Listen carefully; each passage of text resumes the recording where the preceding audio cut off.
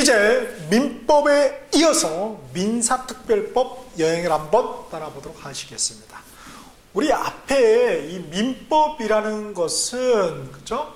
개인과 개인 간의, 사인과 사인 간의 대등한 그 주체 간의 법률 행위를 규정한 법이죠. 그에 반해서 민사특별법은 뭐냐면은 우리 살다 보면 어떻게 돼요? 이렇게 꼭 대등하지는 않잖아요. 그러한 경우에 또는 우리 민법이라는 게 시대 흐름을 좀 반영하지는 못해요. 또 그런 경우가 있겠죠. 자, 이런 다양한 특수한 어떤 특별한 목적을 위해서 별도로 특별한 법을 만들어 놓은 거, 예외적인 법을 만들어 놓은 거, 그게 뭐라고 합니까? 뭉뚱그려서 우리가 민사특별법이라고 하는 것이죠. 그렇죠? 그러니까 민사특별법이라는 법 제목은 사실 없는 거예요. 그러한 법들을 이렇게 묶어서 통으로 뭐라고 그런다? 민사특별법이라고 이렇게 명칭을 부르는 것이죠. 자, 그러면은 각각의 우리 민사특별법들이 이제 쭉 나올 것인데요. 그것이 민법의 어떤 부분의 특별한 규정이냐, 어떤 부분의 예외 규정이냐 이거죠. 그리고 그 목적은 무엇인가, 이걸 하나하나 한번 살펴보도록 하죠. 자, 그 첫 번째가 주택임대차보호법하고 상가건물임대차 보호법이죠. 우리 임대차라는 것은 어디에 나옵니까? 그렇죠.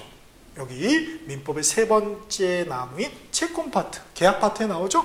여기에 요 임대차, 요 임대차에 관한 예외 규정이다, 이렇게 보시면 될 것 같아요. 그렇죠? 여기서는 뭐예요? 서로 대등어죠. 임대인, 임차인 대등어인데 우리 주택 같은 경우, 그렇죠? 아무래도 집주인이 좀 목에 힘이 들어갔죠. 상가 건물 같은 경우, 상가 건물 주인이 힘이 들어가잖아요. 그렇죠? 그러니까 아무래도 주택 임차인이라든지 상가 건물 임차인 같은 좀 사회적 경제적 약자가 되겠죠. 따라서 그 사회적 경제적 약자를 뭐 할 필요가 있겠어요? 그렇죠. 보호할 필요가 있겠죠. 왜냐면은 이렇게 한쪽만 싹 나가면 어떻게 됩니까? 그 사회는 무너집니다. 그렇죠? 그러니까 어떤 우리 그 사회적 경제적 약자를 보호한다 이런 거 관점에서가 아니라 우리 전체 사회를 보호하는 거죠. 결국은 강자도 보호하는 게 됩니다. 그 사회의 틀을 유지하기 때문에. 그렇구나. 자, 그러면은 요 주택임대차보호법, 상가건물임대차보호법의 목적은 뭐다? 그렇죠. 사회적 경제적 약자인 주택 임차인, 상가건물 임차인을 보호하는 것이다 이거죠. 목적이. 그러면은 어떻게 보호할 것이냐? 이게 이제 주안점이 되겠죠. 앞에 우리 민법에서는 법률행위에 따른 법률효과, 법률 관계가 핵심이었다면은 여기서는 뭐 주임법, 상임법에서는 그거보다는 어떻게 그 약자를 보호할 것이냐. 그래서 안정장치가 크게 세 가지가 나와 있어요. 그렇죠? 교재를 한번 보시죠. 그래서 우리 주택임대차보호법, 상가건물임대차보호법 핵심 밑에 보면은 그 보호 제도가 세 가지가 언급이 되어 있죠. 첫 번째가 대항력, 두 번째가 우선 변제권, 세 번째가 임차권 등기라는 게 되어 있죠. 그 중에서 가장 핵심은 바로 대항력이 되는 것이죠. 대항력이라는 것은 뭐냐면은 죄송합니다, 이게 이런 의미가 아니고, 임차인이 살다, 주택 임차인이 살다가 주인이 바뀌었어요. 그렇죠? 상가 장사하다가 주인이 바뀔 수가 있잖아요. 상가 건물 주인. 그래도 새 주인이 와도, 그 제3자가 와도 나 여기서 계속 살 수 있어. 난 그런 권리가 있어. 항변할 수 있다 이거야. 나 여기서 계속 장사할 수 있어. 그런 권리가 있다 이거야. 그런 힘을 주는 거야. 그 힘이 뭐다? 대항력이다 하는 거죠. 그렇죠? 자, 그래서 원래 임차권이라는 것은 본질적으로 채권이죠. 채권은 우리 상대권이잖아요. 특정 사람이 다른 특정인에 대해서만 행사할 수 있는 권리예요. 그런데 제3자에 대해서 행사를 하게 해준다는 거죠. 그죠? 그걸 갖다 우리가 채권에 물권하다 이런 표현을 써요. 물권은 아니죠. 그러나 그 물권처럼 어떤 강력한 힘 부여하는 거예요. 그 약자를 보호하기 위해서. 그게 바로 뭐다? 대항력권이다. 그래서 등기가 필요 오지 않잖아요. 그렇죠? 자, 그래서 우리 주임법 같은 경우는, 주택임대차 보호법 같은 경우는 거기 요약해 놓은 걸 보면은 주택에 인도하고, 그 다음에 주민등록을 마친 그 다음 날, 그날이 아니라 그 다음 날부터 이런 대항력을 부여하고 있고요. 우리 상인법에서는 상가 인도하고 사업자 등록을 신청한 그 다음 날, 이렇게 해서 그 대항력을 부여를 해서 그 약자인, 주택임차인, 상가임차인을 보호하고 있다는 거예요. 그러면 주임법의 그 3조를 한번 보실까요? 대항력 등 나와 있죠? 자, 1항 한번 봅시다. 임대차는 그 등기가 없는 경우에도, 등기가 없어요. 없는 경우에도 말이죠. 임차인이 주택의 인도와, 그죠? 인도와, 그 다음 주민등록을 마친 때에는, 그런 때에는 그 다음 날부터 제3자에 대하여 효력이 생긴다. 여기서 이 경우 전입신고를 한 때 주민등록이 된 것으로 본다. 이렇게 또 규정이 되어 있습니다. 이렇게 해서 주택 임차인을 보고 있구나. 이걸 봤고요. 그 다음에 우선 변제권이라는 게 있죠. 다시 앞쪽에 그 맨 앞에 보죠. 그 보호제도에 두 번째 우선 변제권이 되어 있죠. 보니까 우선 변제한다. 임차 보증금을 우선적으로 변제한다. 다른 사람보다. 이런 말이 되겠죠. 보니까 두 가지가 있어요. 일반적인 우선 변제권하고 최우선 변제권이 있죠. 일반적인 그 우선 변제권이라는 것은 자기보다 순위가 늦은 사람보다 우선해서 변제한다는 것이고, 최우선 변제는 뭐예요? 자기보다 순위가 더 앞섰는데, 대부분 은행이죠. 그놈보다 더 우선해서 보호한다 이거예요.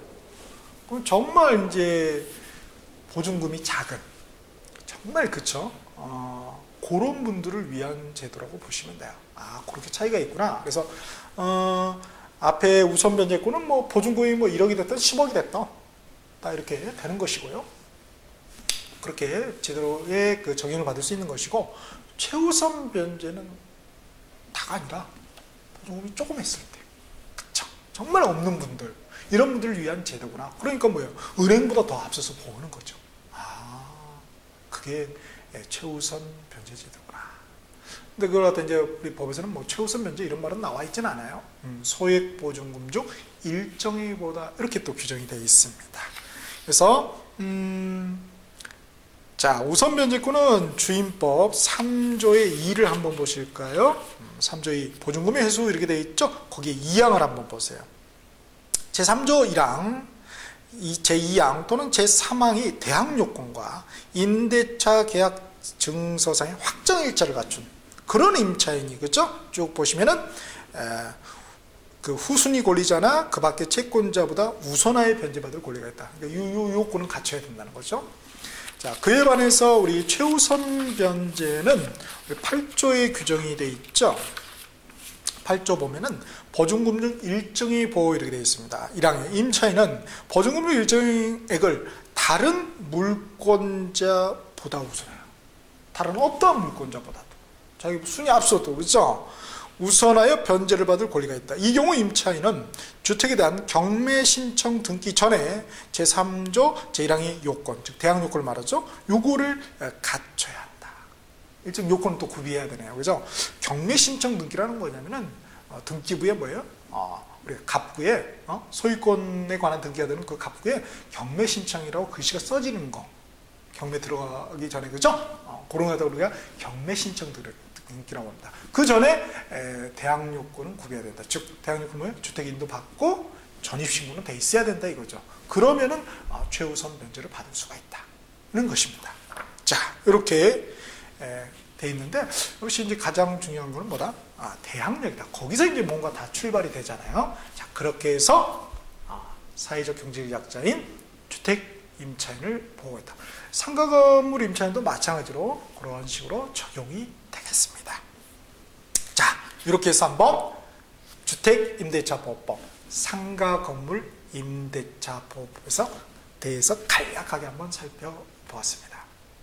자, 이어서 두 번째 법이 민사특별법이 가등기 담보 등에 관한 법률입니다. 가등기.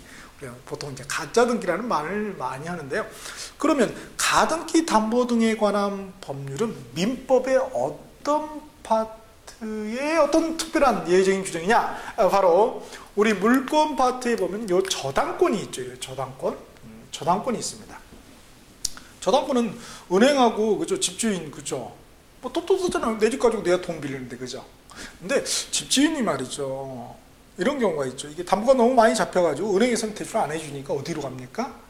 사채업자에 가는 경우가 있겠죠. 그렇죠? 근데 사채업자가 좀 나빠. 악덕 사채업자야. 그럼 뭐예요? 이렇게 집을 홀라당 자기 걸로 하려고 하는 그런 어떤 악의적인 의도가 있을 가능성이 많단 말이에요. 그러면은 이 채무자인 이 집주인은 뭐예요? 약자죠, 약자. 그렇죠? 그런 면에서. 그래서 이 사람을 어떻게 보호할 것인가? 이렇게 규정을 해놓은 게 뭐예요? 그게 뭐다? 가등기 담보 등에 관한 법률이다 이거예요. 그렇군. 자, 그러면은 우리 줄여서 이제 가담법이라고 할게요.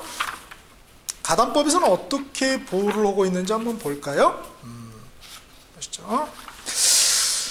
자, 그래서 가등기 담보 등에 관한 법률, 그 맨 앞에 보시면은 두 번째가 가등기 담보권 실행 방법으로 해서 뭐가 있습니까? 귀속 청산이다 이런 말이 있죠. 귀속한다. 악덕 사채업자가 자기 걸로 귀속해요.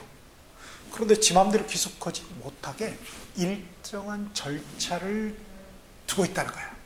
그 절차에 의해서 뭐예요? 사회적 경제력자인 이 채무자를 보호하고자 하는 것이죠. 자, 그래서 표에 보시면은 실행 통지를 먼저 해줘야 돼요. 이거 내 걸로 할 거야. 이렇게 실행 통지를. 그 다음에 뭐예요? 계산을 제대로 해서 남는 금액은 집주인은 채무자에 돌려줘야 되겠죠? 청산금 지급해야 돼요. 그렇죠? 자, 그렇게 하고 그 가등기를 해놓은 거에 기초해서 본등기를 함으로써 진짜 등기를 하는 거죠. 그러면서 비로소 소유권을 취득하게 하는 거예요. 그 악덕 사채업자에게. 사실 악덕 사채업자는 뭐예요? 남는 것은 없죠. 줄 거 다 주고 가져오는 것이니까. 그러면 뭐예요? 결국은 이 채무자를 제대로 보호하게 되는 것이죠. 자, 그게 이제 우리 법 3조에서 11조에 쭉 규정을 하고 있는데 특히 이제 3조, 4조가 그렇죠. 자, 가담법 3조를 보시죠. 담보권 실행의 통지와 청산기간 이렇게 돼 있죠. 그래서 기간도 이렇게 두 개 돼 있어요. 그럼으로써 뭐예요? 그 통지 받았어. 그 기간 내에 뭐예요? 내가 안 뺏기고 싶으면 갚아버리면 되잖아요. 그죠? 그렇잖아요. 그러면 이제 제대로 보호가 되겠죠? 그 다음에 이제 서로 갚지 못했다 할지라도 청산금은 돌려받게 하는 거죠. 남는 금액은. 그래서 그게 이제 4조의 규정을 두고 있는 것이죠. 그렇죠? 그래서 이렇게 해서 사회적 경제적자인 이 채무자를 보호하는 그런 법적 장치가 뭐다? 가등기 담보 등에 관한 법률이다. 이렇게 보시면 될 것 같습니다. 다음 민사특별법 세 번째가 집합건물의 소유 및 관리에 관한 법률입니다. 집합건물은 너무 어렵게 생각을 하시는데요. 아파트 생각하면 제일 쉽습니다. 아파트 집합적으로 사는 거 아니에요? 자, 그러면은 요거는 민법의 뭐에 예외에서 특별하냐? 민법의 뭐의 부분에 예외적인 거냐 이거예요. 그건 바로 이 물권 파트의 소유권 파트입니다. 소유권이나 이 총칙 파트에 우리 일물일권주의라는 게 있어요. 하나의 물건에는 하나의 권리가 존재하는 것이죠. 그러니까 하나의 물건이면 하나의 소유권이 있는 거예요. 우리 집이 있다, 내 집이 있다 그러면 소유권은 뭐예요? 하나여야 되잖아요. 그렇죠? 그런데 시대가 발전하니까 뭐가 탄생된 거예요? 아파트, 집합 건물이 탄생이 된 거예요. 그래서 아파트 건물 보면 겉에서 보세요. 건물이 몇 개예요? 한 동이죠. 하나죠, 하나. 그런데 소유권은 몇 개예요? 여러 개 있잖아요. 여러 개. 원래는 하나여야 돼요. 우리 민법에 의하면은. 그쵸? 그런데 예외 규정을 두는 거예요. 이거 여러 개 할 수 있다. 하나의 물건이지만은. 그쵸? 그런 소유권을 우리가 구분 소유권이라고 합니다. 구분된 소유권인데 옆쪽으로 구분이 되잖아요. 그렇죠? 그래서 이게 예외 규정인 돼서 민사특별법으로 빠져 있는 것이죠. 그리고 이 아파트는 또 뭐가 중요해요? 뭐가 중요해요? 그렇죠. 관리가 또 중요하죠. 관리. 그러니까 관리에 대한 규정도 둘 수밖에 없어요. 그리고 아파트는 오래되면 어떻게 됩니까? 노후가 되면 이제 재건축이 문제가 되죠. 또 그런 규정을 둘 수밖에 없어요. 그래서 거기에 대해서 규정을 둔 게 뭐다? 바로 집합건물의 소유 및 관리에 관한 법률이다. 이렇게 보시면 되죠. 자, 그럼 한번 보실까요? 자, 그래서 민사특별법 맨 앞쪽으로 한번 먼저 가보죠. 그 민사특별법 나무 파트가 있죠. 나무 파트. 집합건물법은 이렇게 5개의 나무가지로 구성이 되어 있죠. 전유 부분, 공용 부분, 대지상권, 관리, 재건축 이렇게 규정이 되어 있어요. 전유 부분이라는 건 뭐냐? 전적으로 내가 소유한다. 내 집을 말하는 거예요. 아파트 안에 딱 내 집. 101동, 103호. 딱 이 내 집. 공용 부분은 뭐예요? 뭐 복도, 엘리베이터 이런 것들을 말하는 것이지요. 그렇죠? 자, 그게 이제 돼 있는데 먼저 한번 보죠. 집합건물법 제1조 한번 보시죠.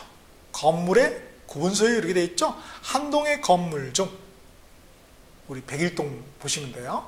구조상 구분된 여러 개의 부분, 각각의 내 집, 옆집, 옆에 집 이렇게 부분이 독립한 건물로서 사용될 수 있을 때는 그 각 부분은 이 법에서 정하는 바에 따라 각각 즉 여러 개 소유권의 목적으로 할 수 있다 이거죠. 그렇죠? 그게 이제 소유권이 되면 뭐예요?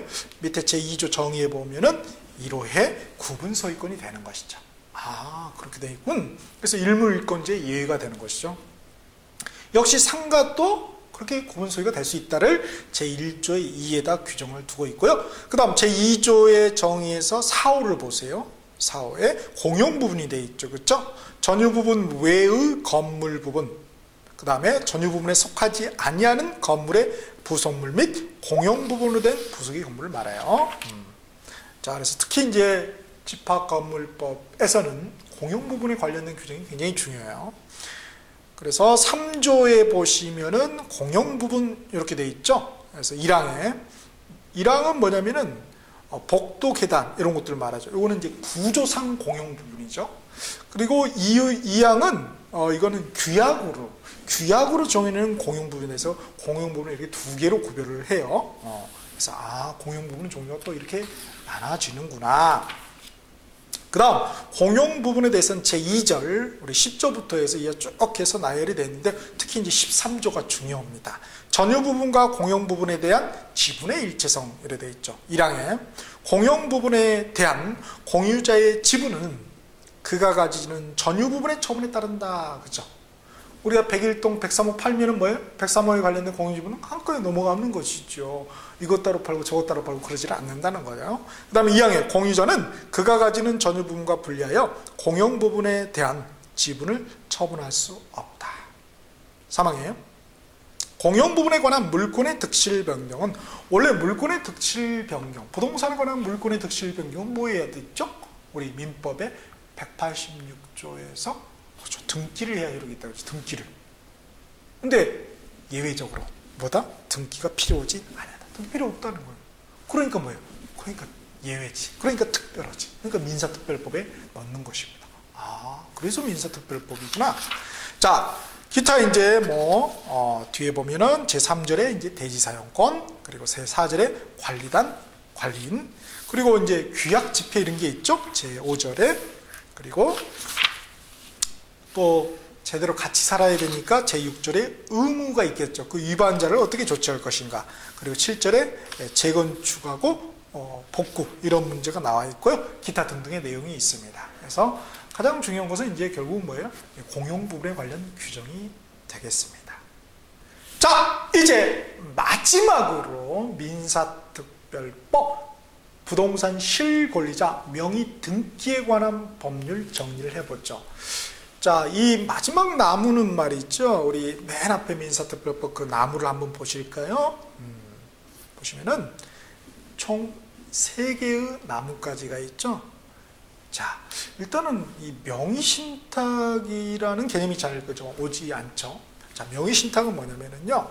명의신탁은 자, 갑돌이가 자기 아파트 명의를 을순이 이름 앞으로 이렇게 하는 경우 요걸 명의신탁이라고 그래요. 명의를 갖다가 이름을 갖다가 미들놈한테 부탁하는 거야. 그러니까 갑돌이는 명의 신탁자가 되죠. 그래서 을순이 앞에 해놓은 거예요.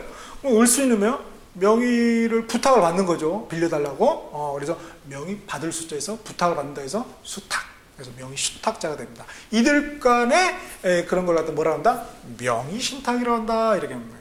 명의 신탁은 요 두 놈 간에 일어날 수도 있고요. 그런 것 갖다 이제 우리 이자 간 명의 신탁이라고 그래요. 또 세 놈 간에 일어날 수도 있어요. 그게 이제 삼자 간 명의 신탁. 그리고 또 특별히 이제 계약이 개입이 돼서 된 경우를 갖다 우리가 계약 명의 신탁을 합니다. 이제 조금의 약간 이제 삼자 간 명의 신탁하고 계약 명의 신탁이 헷갈릴 수가 있어요. 그거는 이제 뒤에 한번 우리 실명법 파트를 한번 보시죠. 자, 맨 뒤입니다. 드디어 이제 우리가 끝까지 와봤네요. 자, 그래서 보시면은 세 번째 파트에 정리가 되어 있죠. 명의신탁 유형별 법률관계에서 첫 번째가 이자 간 명의신탁, 같은 말로 이전형 명의신탁이라고 하죠. 제가 첫 번째 든 예가 그게 되겠고요. 이제 문제는 요 삼자 간 명의신탁, 같은 말로 중간 생략 명의신탁이라고 합니다. 그거하고 이제 계약 명의신탁, 그래서 위명 명의신탁, 요 두 개를 구별하는 게 포인트예요. 그래서 그 그림을 잘 보시면은요, 삼자 간 명의신탁에서 보면은 그 매매계약 있죠. 매매계약을 누구하고 해요? 매도인하고 신탁자가 하는 거죠. 신탁자, 갑돌이하고. 그렇죠? 이렇게 둘이 하는 거예요. 그리고 이름은 을순이 걸 빌리는 거죠. 자, 그에 반해서 계약형 명의신탁은 매매계약을 누구하고 합니까? 매도인하고 수탁자하고 하죠. 그죠? 매도인하고 을순이하고 한다 이거예요. 그게 차이점이군요. 그죠? 여기 좀 관계가 달라집니다. 자, 그러면은 일단은 이자간이든 삼자간이든 계약 명의신탁이든 공통점이 뭐냐면은요, 명의신탁의 약정은 다 뭐예요? 무효예요. 무효. 다 무효다. 왜? 이렇게 되면 부동산 투기가 만연해지겠죠. 그럼 뭐예요? 우리 사회는 다 어그러집니다. 사회가 망가져요. 누가 일을 하겠어요? 다 투기하려고 난리지. 그러니까 우리 사회 전체를 보호하기 위한 특별한 법이 요구되는 거예요. 그게 뭐다? 부동산 실권리자 명의 등기에 관한 법률이 되는 것입니다.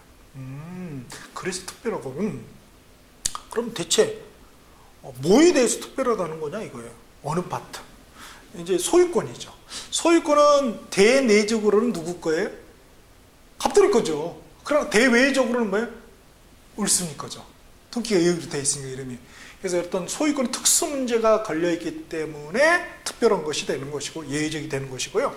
그 다음에 우리 의사표시에 보면 통정허위라는 게 있었죠. 108조에 통정허위.